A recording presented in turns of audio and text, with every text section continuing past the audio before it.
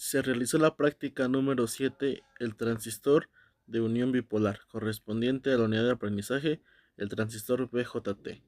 A continuación se muestra el equipo que utilizamos en esa práctica, tanto multímetros, fuentes de poder, osciloscopio con sus respectivas puntas y generador de señales.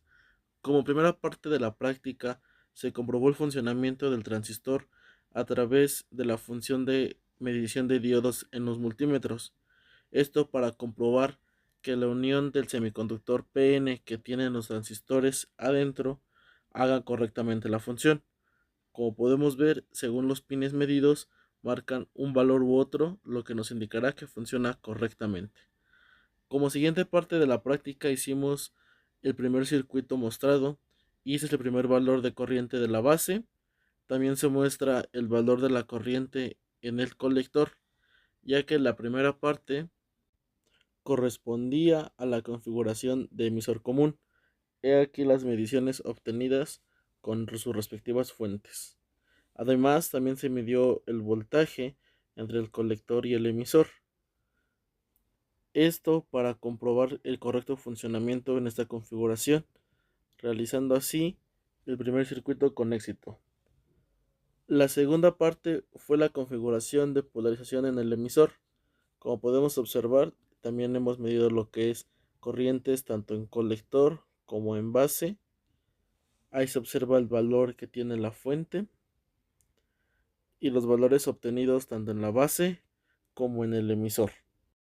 Y como última parte de la práctica, se realizó el siguiente circuito para poder obtener una señal, en el cual se conectó una fuente DC a 5 voltios, pero también un generador de señales con una amplitud de 10 voltios pico a pico, obteniendo la siguiente señal, la que es la color amarilla la base y la color azul el colector.